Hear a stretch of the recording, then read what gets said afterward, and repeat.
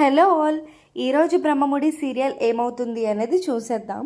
రాజ్ తనకు ముద్దు పెట్టినట్టు తన్మయం చెంది ఎంత మర్చిపోదామనుకున్నా ఆ జ్ఞాపకాలే వెంటాడుతున్నాయేంటి అని అనుకుంటుంది కావ్య.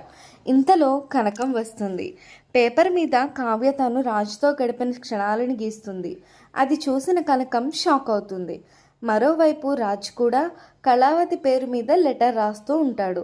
ఇందిరాదేవి చూసి ఇంట్లో కావలసిన సరుకుల లిస్ట్ అని ఇవ్వబోతుంటే, నాకెందుకు ఇస్తున్నావు నానమ్మ, కళావతికి ఇవ్వు అని అంటాడు. దీంతో ఇందిరాదేవి రాజ్కు క్లాస్ తీసుకుంటుంది, కన్విన్స్ చేయడానికి ప్రయత్నిస్తుంది.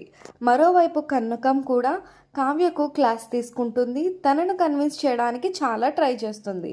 మరోవైపు కళ్యాణ్ ఆలోచిస్తూ కూర్చుంటాడు. అప్పు భోజనం తీసుకుని వస్తుంది. ఇదిగో తిను అని చెప్పి అప్పు అంటుంది. అప్పుడు కళ్యాణ్, నాకేమొద్దు నువ్వే తిను అని కళ్యాణ్ అంటాడు. అప్పు, పిచ్చిగానే లేసిందా, నీకు కోచింగ్ సెంటర్ నుంచి వచ్చినప్పటి నుంచి అలా ఉన్నావు అని చెప్పేసి అప్పు అంటుంది.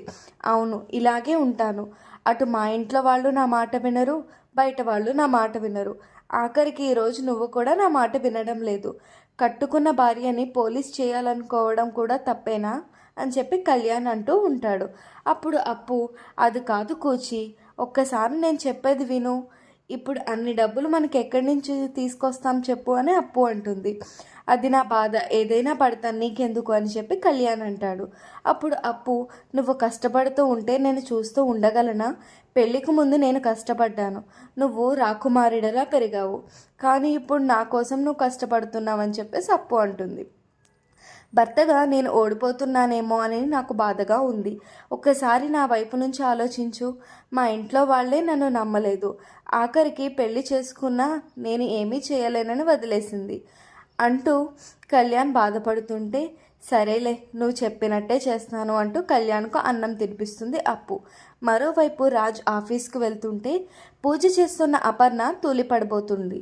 అప్పుడు రాజ్, మమ్మీ ఇట్రా, ఇక్కడ కూర్చో అని చెప్పి రాజ్ అంటారు.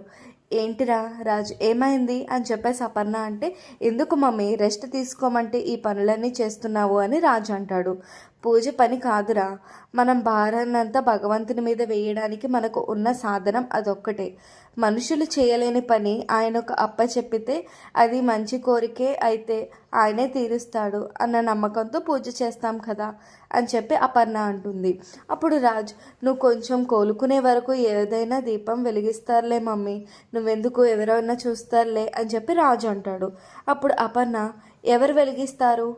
దీపం వెలిగించడానికి వచ్చిన ఇంటి కోడలు వెళ్ళగొట్టిన మహానుభావుడివి కదా, నువ్వు నాకు సలహాలు ఇస్తున్నావా అని అపర్ణ అంటుంది. అప్పుడు రాజ్, నువ్వు ఆవేశపడకు మమ్మీ అని చెప్పేసి అంటాడు. అపర్ణ, ఆవేశం కాదురా, ఆక్రోశం. ఎవరిని ఏమనాలో తెలియని నిస్సహాయంతో పుట్టుకొచ్చిన ఆక్రోశం ఇది. నీ వల్ల నా కోడల మనసు విరిగిపోయింది, వెళ్ళి తీసుకురామంటే మళ్ళీ మనసు విరిచేశావు.